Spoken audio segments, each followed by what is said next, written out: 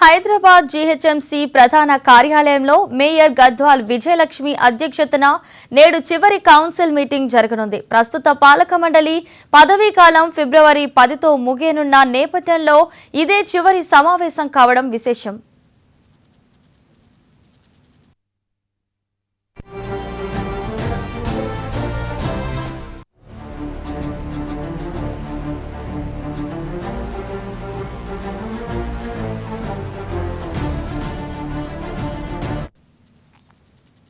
ఈ సమావేశంలో ప్రధానంగా 2026-27 ఆర్థిక సంవత్సరానికి సంబంధించి భారీ బడ్జెట్కు ఆమోదం తెలుపనున్నారు. జీహెచ్ఎంసీని ఔటర్ రింగ్ రోడ్ వరకు విస్తరించిన తర్వాత ప్రవేశపెడుతున్న మొదటి మెగా బడ్జెట్ ఇదే. మొత్తం 11,460 కోట్ల రూపాయలతో పద్దును సిద్ధం చేశారు. ఇందులో పాత జీహెచ్ఎంసీ పరిధికి 9,200 కోట్లు కాగా కొత్తగా విలీనమైన 27 మున్సిపల్ సంస్థలకు 2,260 కోట్లు కేటాయించారు.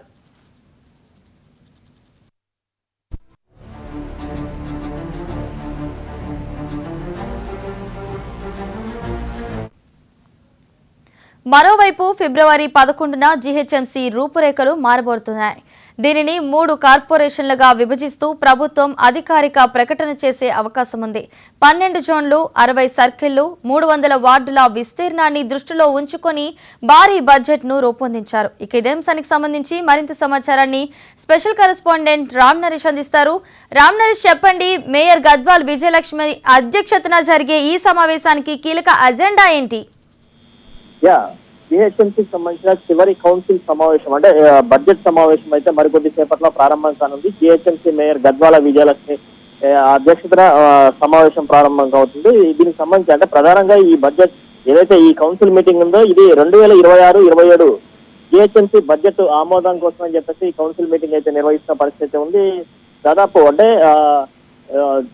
జీహెచ్ఎంసీకి సంబంధించి అంటే విస్తీర్ణం పెరిగింది. ఓఆర్ఆర్ పరిధి వరకు కూడా మొత్తం విస్తీర్ణం పెరిగిన నేపథ్యంలో ఇప్పుడు భారీ బడ్జెట్ అయితే ప్రవేశపెట్టిన పరిస్థితి ఉంది. దాదాపు 11,460 కోట్ల భారీ బడ్జెట్ అయితే ప్రవేశపెడుతున్నారు. దీనికి సంబంధించి జీహెచ్ఎంసీ మరికొద్ది సేపట్లో ప్రారంభమయ్యే కౌన్సిల్ సమావేశంలో బడ్జెట్ ఆమోదాన్ని అయితే తెలుపుతున్నారు. ప్రధానంగా చూస్తుంటే పాత జీహెచ్ఎంసీకి 9,200 కోట్ల బడ్జెట్ ఆమోదించుతున్నారు. అదేవిధంగా కొత్తగా విలీనమైన 27 మున్సిపాలిటీలు అదేవిధంగా కార్పొరేషన్లు అయితే వాటికి సంబంధించి 2,260 కోట్లు బడ్జెట్ కేటాయించడం జరిగింది. మొత్తంగా చూస్తే అంటే జీహెచ్ఎంసీ పరిధి ఓఆర్ఆర్ వరకు విస్తరించిన నేపథ్యంలో 12 జోన్లు, 60 సర్కిళ్లు, 300 వార్డులు ఉన్నాయి.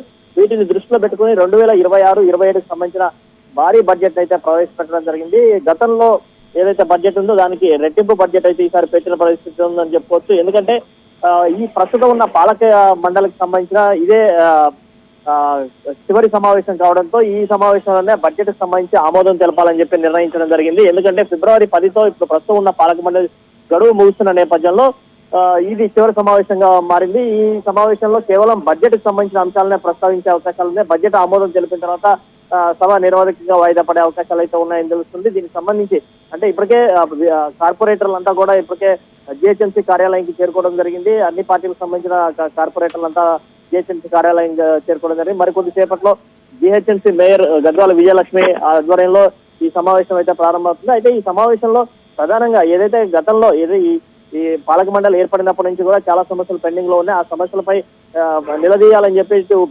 బీఆర్ఎస్ కానీ అదేవిధంగా బీజేపీ పార్టీలు ప్రయత్నించే అవకాశాలు అయితే ఉన్నాయి. వాడి వేడి చర్చ జరిగే అవకాశాలు అయితే కనిపిస్తున్న పరిస్థితి ఉందని చెప్పుకోవచ్చు. మొత్తంగా చూస్తే ఈ నెల 10వ తేదీన ఈ ఏదైతే ప్రస్తుత పాలక మండలి గడువు ముగుస్తున్న నేపథ్యంలో 11వ తేదీన ఒక కీలక నిర్ణయం ప్రభుత్వం ప్రకటించే అవకాశాలు అయితే కనిపిస్తున్నాయి. ఎందుకంటే జీహెచ్ఎంసీ రూపురేఖలన్నీ కూడా మారే అవకాశం ఉంది. ఎందుకంటే జీహెచ్ఎంసీలో 300 వార్డులు, 12 సర్కిళ్లు ఏర్పడిన నేపథ్యంలో ఓఆర్ఆర్ వరకు జీహెచ్ఎంసీ విస్తరించిన నేపథ్యంలో దీన్ని 3 కార్పొరేషన్లు చేయాలని చెప్పేసి రాష్ట్ర ప్రభుత్వం భావిస్తుంది. అందులో భాగంగా పాలక మండలి గడువు ఫిబ్రవరి 10వ తారీఖు ముగుస్తుంది కాబట్టి 11వ తేదీన దీనికి సంబంధించి 3 కార్పొరేషన్లు ఏర్పాటు చేస్తూ ఒక ప్రకటన చేసేందుకు ప్రభుత్వం సిద్ధమైనట్టుగా తెలుస్తుంది. 3 కార్పొరేషన్లు ఏర్పాటు చేసి వాటికి 3 కమిషనర్లను కూడా ఏర్పాటు చేసి ప్రస్తుతం పాలక మండలి గడువు ముగుస్తున్న నేపథ్యంలో కొత్త పాలక మండలి అంటే ఎన్నికలు నిర్వహించాల్సి ఉంటుంది కాబట్టి అప్పటి వరకు కూడా కమిషనర్లు అంటే ప్రత్యేక అధికారులుగా కమిషనర్లే ఉంటారు కాబట్టి వాళ్ళ పాలనలోనే ఈ ప్రస్తుతం ఈ 3 కార్పొరేషన్ సంబంధించిన పాలనంతా కొనసాగే అవకాశం ఉంది. ఆ తర్వాత ఎన్నికలు నిర్వహించాలని చెప్పేసి రాష్ట్ర ప్రభుత్వం భావిస్తుంది. దీనికి తగ్గట్టుగానే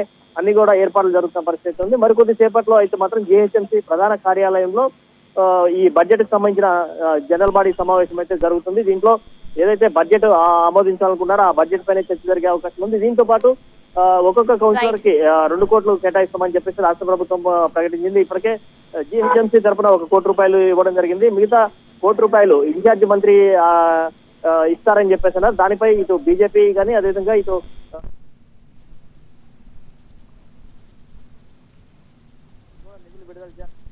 right, thank you Ram Naresh.